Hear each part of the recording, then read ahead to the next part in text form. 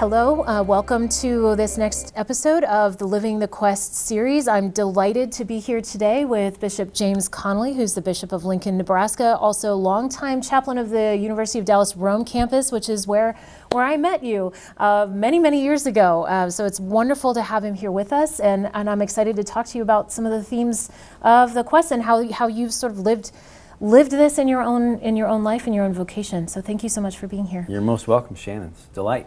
Oh, wonderful. Well, maybe we can just jump right in with the question of discerning vocation. This is where we start with the Quest. We talk about learning what your purpose is in this life, and then we kind of step out in courage. So I wonder if you could talk a little bit about maybe your own experience discerning your own vocation, and then if you have any, I suppose, practical tips for people who might be struggling with discerning where they feel they're called to in this life. Right, yeah. Sure.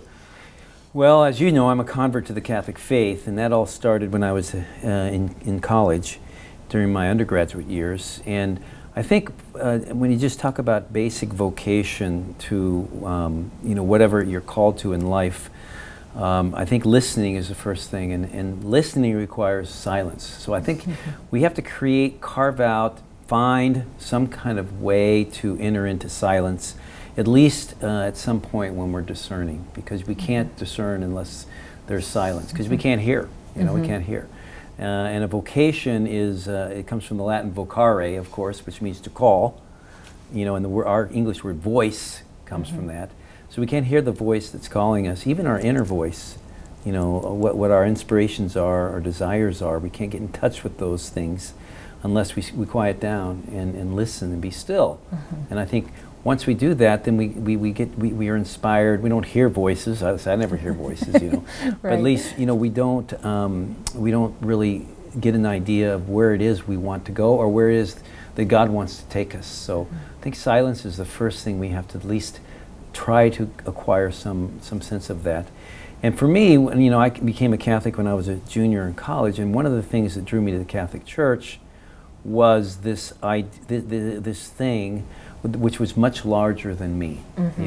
So often we're in our own world, in our own universe, and we think we're sort of, the world is our oyster shell, and when we are exposed to something much larger and bigger than we are, it causes us to expand our horizons and to think about what kind of place do we play in this larger universe. And it's exciting because we feel like that we need to be a part of something bigger than ourselves. So for me, when I became a Catholic, it opened up a whole new world. And in that world, I saw that maybe I could play a part in it as a priest. And so that excited me to be, when you're young, you have high goals and things like that. I mean, I'd only been a Catholic for a couple of years. I really didn't know what I was getting into. Didn't know anything what a priest was or anything like that. And here now I'm a bishop. So God has an infinite sense of humor, I think, and imagination. But I think that knowing that we're part of something much larger than ourselves, and that we are called to some great work. You mentioned John Henry Cardinal Newman. Has a beautiful meditation on that, where everyone is called to a great work of some kind, a particular work that no one else is called to, and that we each have a role to play, a part to play in this large, very beautiful adventure we call life. Unless you can be alone with yourself in your room, you really haven't experienced this freedom and be content. But I think we have to find a place where we can go, perhaps in a church, where it's quiet. You can at least be reasonably certain that there's not going to be any noise encroaching into your life there. It's one of the few places left where they're pretty much guaranteed it's going to be quiet. But out in nature is always a good thing too, and to be in a beautiful little place where nobody's going to disturb you, and just to sit and observe the world around us, especially the natural world around us. At night, I think sometimes I'll stop if there's a full moon and or a half moon, and just kind of look at the moon and the stars and just think about the universe and about the permanent things. Nighttime is usually quieter. But we all have to find those, and we can find them. We can find them. I mean, it's hard because we're so plugged in, and like you say, information and noise is coming to us 24/7. So it really takes an intentional effort to disengage and to unplug, and to turn off the screen, and to put the phone away. But we can do it. I mean, it's possible. We just have to do it, and just, even if it's just for a space of about half an hour. It doesn't have to be a long time. And we notice that our soul kind of settles down a little bit, and we become more sensitive to the inspirations and the impulses that are in us, that are in the interior part of our life. And it's those impulses and inspirations that then lead us. I mean, like I said, we don't hear voices, you should do this, I wish we would, but it's those little inspirations that lead to more clarity in what we're called to do. I think that's really beautiful. And again, I feel like it kind of comes back to knowing yourself too, knowing where you feel that sense of refreshment, that spiritual refreshment, is such an important part, I think, of navigating the modern world, is finding those places where we can be quiet and be surrounded by quiet. So that's really wonderful advice. Silence is a wonderful thing. The power of silence is a wonderful thing. And it's, you would think, well, I mean, that's natural. You don't have to do anything, but it's becoming harder and harder to find. Exactly. And it's not just auditory, it's visual silence. It's like the overstimulation of sight, so much moving images, it can be very overwhelming. So put down the phone for a little bit each day, and step away for some quiet. That's why people like to, let's say, if you're close to a body of water, to watch the ocean. There's a certain silence about even the crashing of the waves. But like a fire, for example, that we have, watching a fire at night, those are kinds of natural things that instill silence into our hearts. One of the questions that I've gotten from some of our viewers, and they've asked me, well, I maybe just want to have a job working for a company. I'm not looking to do like the extraordinary work of like a John Henry Newman or Mother Teresa or something like that, or even to be maybe called to some other high profile, high visibility work. And they wonder, is this really for me? Is this call to live with courage? Is this call to live an extraordinary life? Is that for me too?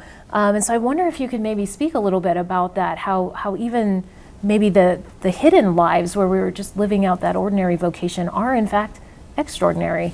Right. No, that's a very good question, because first of all, I think no one is called to a life of mediocrity. God didn't mean for us to live lives of mediocrity. That every life, no matter what it is, the most ordinary, hidden, simple life is meant to be lived in a very extraordinary way. Because even though most of us are not called to high-profile leadership jobs, most of us are called to ordinary jobs. But like Mother Teresa used to say, we're supposed to live ordinary lives in extraordinary ways. Because we are made for greatness, maybe not in the sense of great achievements in the world. That's really not that important. Success, she said, we're not called to success, we're called to faithfulness. So if we're faithful, heroically faithful to the ordinary vocation we're given, we're living heroic lives. And it's in those ordinary things that we really fulfill our calling. You live your life according to an ideal which identifies you as a beloved daughter or son of the Father, who loves you and who's with you, and who is every step of the way. You're not on your own. You're not isolated. We're all together. We're not meant to be islands. We're meant to be living in community. That's why the pandemic was such a tremendous blow to us as a culture, because it separated us from each other. And we survived it, and we learned how to deal with it and work with it. But we were wounded because of that. And we're not meant to live like that, and hopefully we won't have to live like that again. But even ordinary people in every walk of life is called to greatness, and it might be hidden greatness. But really, it's what really fires our hearts to live these lives that God gives us, because it's not very long. We don't live very long. I'm kind of in the fourth quarter now. Maybe I've got a few overtimes left, but I'm looking at that now, that I'm no longer young. I remember when we were in Rome for the Rome semester years ago, and you think life is going to last forever, but and that's okay, because it's good to have that perspective, to step back and see the big picture, and to realize the reality of what we live, and our time is short here, so let's make the most of it. So as we're speaking about this process of discerning our vocation, how can we feel confident that we are in fact hearing God call us to some definite work in the world? You mentioned St. John Henry Newman saying, we're all here for a purpose, and we're all meant to do a particular work in this life, and something that no one else can do, right? We're put here for a reason. So can you maybe speak a little bit about that, how we sort of have the confidence that we know what we're being called to? No, that's a very good question, and it's one that we all face, everyone, and I think a lot of it has to do with understanding who we are, and a kind of understanding our own talents and gifts, and a self-awareness. What really stirs our hearts? Where is our passion? What do we like to do? Where are we drawn? And in a general sense, there's all kinds of things we can think of about where we might be called, but I think we have to also know what we can do. In other words, you say we can do anything if you put your mind to it. Well, yeah, but no, I can't be an NBA basketball player. I'd love to, but I can't. No matter how hard I work, I never could be. So you have to face the fact that we really can only do what we really are able to do, and we can do it well. So I think self-awareness is one thing. Also, understanding what our talents and gifts are, and there's all kinds of ways. What our temperaments are, the 4 temperaments. Understanding, are we choleric, or are we sanguine, or are we phlegmatic, or are we melancholic? Well, we're always a mix of some of those. But there's a lot of ways that we can, practically go through those and see and understand what kind of temperaments we have, and then match those temperaments with things as far as careers or professions go, where those temperaments would most likely flourish. And I think human flourishing is really what we all seek. Everybody does. That's what their heart seeks. Now, that doesn't mean that everybody is going to be as passionate about their career or their vocation, so to speak, than anybody else, but at least we will be doing something that it doesn't make us miserable. Right. I mean, nobody's called to a vocation that is absolutely miserable and that you dread getting up and going to work every day or doing what you're doing.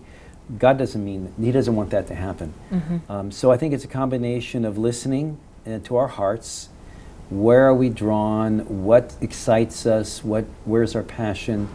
What can we see us doing? And we, might even have to. It's hard because you don't know until you do it. Yes. And we might have to change courses. I mean, a lot of people will go down one path and think this is it, and all of a sudden wake up one day and say, "Why did I go down this path? I'm not happy." Yeah. And so you have to have the humility to step back and say, okay, I'm going to have to start over down this path. There's nothing wrong with that. You're not going to be the first person to do that. Even if you've spent a lot of money like on medical school or whatever it is you feel like you're called to. The important thing is to have that humility to stop and say, I'm not really happy. And that's where we have to know ourselves. And that comes with maturity after a while, to know ourselves. But I think that, again, listening where it is that we're called to. And getting to know people around us and asking questions and being open. And knowing that there is a plan, that God does have a plan for us. Sometimes we think, I just can't, there's nothing that's out there that interests me. No, there is. We just have to be patient with ourselves. But that God does have a plan for us. And it's that plan that we're going to find true joy, happiness, and human flourishing. Well, that patience seems so important. It's not an immediate thing always, right? This discernment. It's sometimes, like you said, a process of just putting one foot in front of the other, and having the patience to wait for this to work itself out. And it sounds like also it's a process of learning to work with ourselves and not against ourselves, right? And that's where that self-knowledge kind of comes into play. So important, it seems, to be willing to take the time to really get to know yourself, right? And who you are and what your gifts and talents are, and where God might put them to use in that openness. And to accept our shortcomings, yes, that's amazing. And realize, well, I'm not perfect at everything. I'm good at this. I'm not too good at that, and not to pretend like we're great in everything. But we can always improve too, and we can change, and we can learn, and we can do better and excel in different areas. But it takes a lot of self-understanding and awareness to know our limits and to accept them.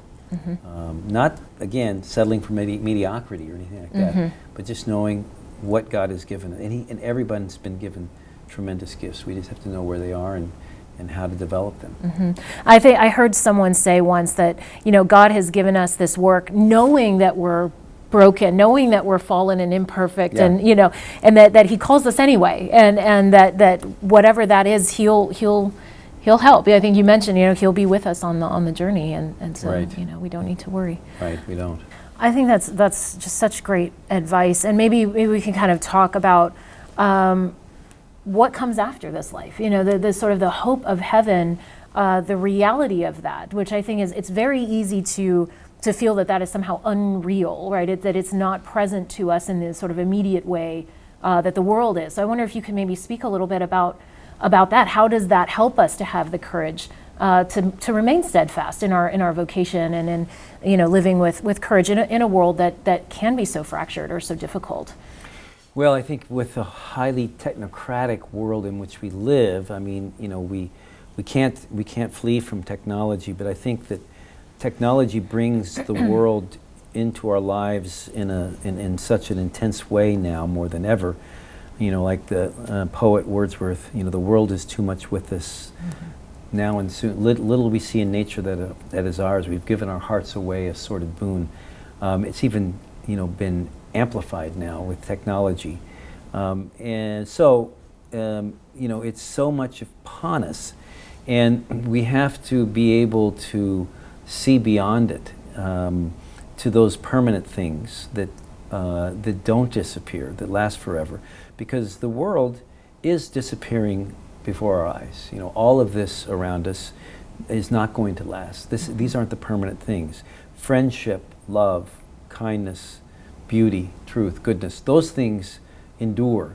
And if our whole world is consisting of things that are visible and very tangential and present, that world can't sustain us. And so we have to see beyond it.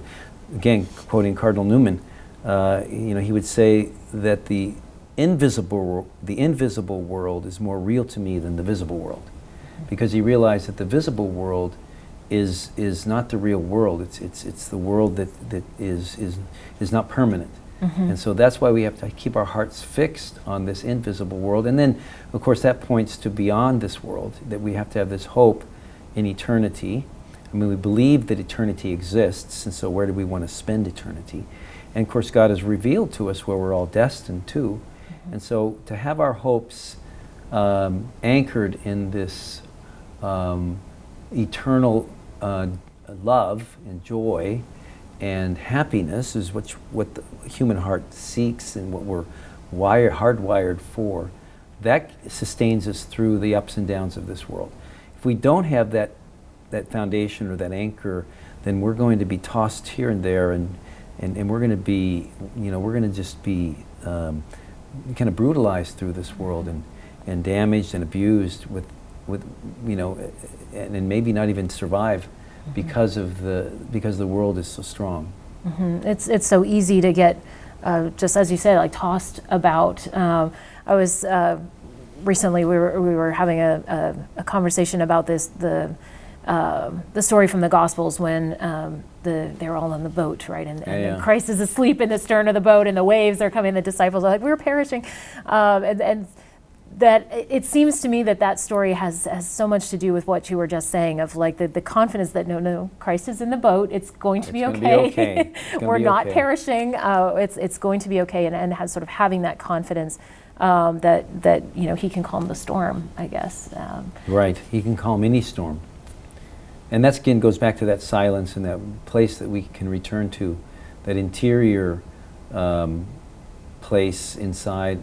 St. Catherine of Siena called it that cloister within our own heart, where we find that calmness, that inner stillness that kind of equalizes everything and steadies our view. Mm-hmm. Well, I wonder if one of the other, as we're talking about storms tossing us in this life, and sort of the quietness of the inner life, I wonder if you could speak a bit about your own challenges with anxiety, depression, and things like that. We talk about the dark night of the soul in the quest. In those moments of feeling desolation or feeling isolation, we talked a little bit about that. But I wonder if you could maybe share a little bit about your own experience with that and how you navigated through those maybe darker times in your own life. No, absolutely.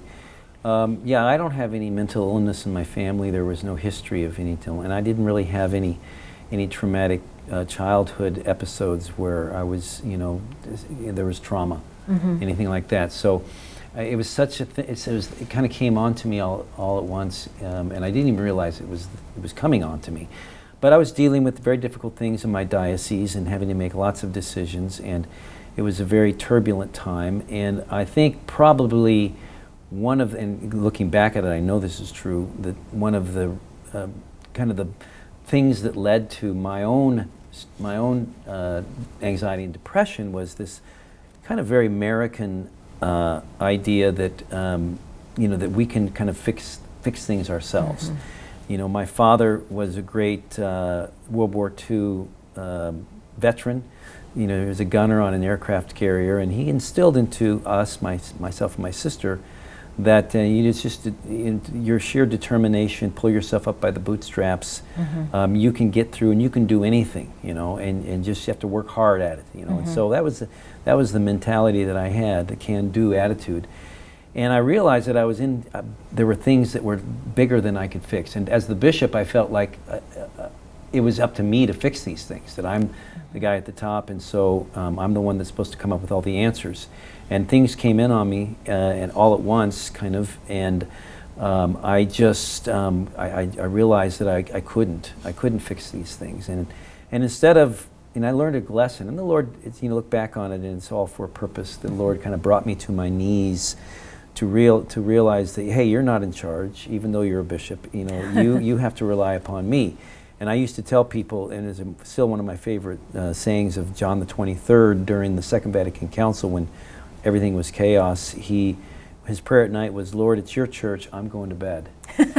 But I wasn't living that, and I wasn't living that, and I wasn't going to bed, and I wasn't sleeping, and I was thinking of trying to, how am I going to solve this problem, solve that problem, and as soon as you physically become exhausted, then it affects your spirit, and your emotional health, and your psychological health. So I just kind of hit this wall, and I went to the Mayo Clinic, and I was diagnosed with anxiety and depression, and I just had to take time off. And so it was really the advice of good friends, trusted friends, my family, who could see this in me, that convinced me that I needed to really step aside. And I did, and I just was absolutely transparent, because I just said, I can't do this anymore.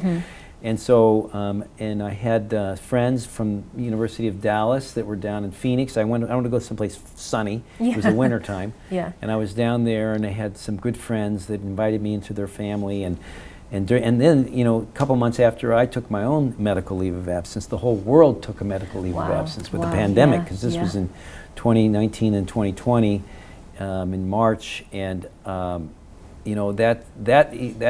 threw me back even further, because then everybody was sort of in this isolation mode, and that's not good for depression. And so I just persevered during that very dark time.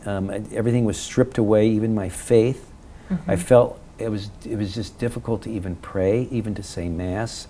The Lord just really stripped me completely naked and said, okay, you are, I am the only thing you have. And when I got to that point, that low point, the lowest point, it was only at that point that I could rise from that, at the foot of the cross. And And so the Lord took me out of it slowly with the help of a good psychotherapist, a good spiritual director, a good medical doctor, and lots of friends and brother bishops that helped me, especially Bishop Olmsted down in Phoenix, my closest friend, Archbishop Paul Coakley, Bishop Jim Wall, some priest friends. And so I got through this, and there were times when I didn't think I could. And I understand why people even consider suicide. It makes sense when things are so dark. You just want to end it all. You're not thinking clearly. But I really understand it, and I know that the Lord is using my own experience to help others who are in the same place. So many people suffer from this today, and I think the pandemic has even made it more difficult because of, like I said, partly because this attitude that we have instilled, which is a false attitude, which is a bad attitude, that somehow we can control everything ourselves. And it's only when we surrender and realize that we can't, and we can't even fix ourselves, that's when we experience really true freedom. And it's the healing of the whole person, allowing the Lord to touch those places. And looking back, even though I said I didn't have any kind of trauma, we're all wounded. Yeah. We're all wounded. We're all broken. We're all clay, and we're broken and fragile. And so I thought I had a fine, healthy, natural, childhood, and I did in a certain sense. But we were wounded by the culture, and the experiences and the exposures we've had to everything, from pornography to violence, and all that has an effect, and we're all wounded. And so we need to admit that and get in touch with those wounds and allow the Lord to heal us in those areas so that we can be whole again, and that we can experience that freedom where we don't have to live up to somebody else's expectations. We don't compare ourselves to people around us. We are who we are meant to be. And it's that wonderful passage from the Second Vatican Council that it's in giving ourselves away and surrendering that we discover who we are. And we all need to do that. So we're all, nobody is above that. And that's why I think that the more we remove the stigma, for example, of depression and anxiety and mental illness, and address those needs, the better we're going to be as a community and as individuals and as a people. Oh, it's such a beautiful story, and so reassuring, I imagine, for so many who struggle with these same issues, to know that they're not alone, right? Right. And one of the you're not alone. Yeah. That's so important, because you do feel like you're alone. You're alone in your own head, and that's everything. And you think about what people are saying and thinking and doing. And it gets worse and worse and worse, so that all you hear is this echo reverberating in your mind, and that becomes your reality. And we were not alone, and we're not meant to be alone, and that's why other people bring us out of ourselves, and we need other people. Yeah, I think that's one of the things that you mentioned, the pandemic and sort of the cultural sort of experience of that isolation. I think. I know when we all had to move our classes online, for example, and all of a sudden we weren't together any longer in the classroom, it was profoundly unsettling. And then when we finally were able to reconvene in person, the students were so overjoyed just to be present with one another again, physically present. And it just, I think, reminds us that we took that for granted, in a tremendous way, that we really do need one another, and that, we can't just live our lives digitally or but we do need that community. I think that's a beautiful aspect of your story, just that friends matter. Friends matter, yeah. Friends are important. And friendship, is a species of love, and that we're meant to be in friendship, first with God, as a community of persons. He's not isolated either. He's a communion of persons, and that's the model, really, the communion of the Trinity, the Father, Son, and Holy Spirit, and the relationship that they share, because it's all about relationship. It's all about relationship in prayer, and it's all about relationship with one another. And that's why the Incarnation is so important, that Jesus came to take on these human relationships of mother, son, father, brother, all these relationships which are part of the Incarnation that we're meant to have with one another, and to relate in a human way, in that incarnational sacramentality, really. Sacramentality, which is, the sacred transforming of the world. Oh, that's amazing. And I don't know that we could end on a better note than that. I just want to thank you so much for being with us today and for sharing your story and your insights on how we discover our purpose and live it with courage. Thank you, Shannon. It's been a delight. Well, thank you so much.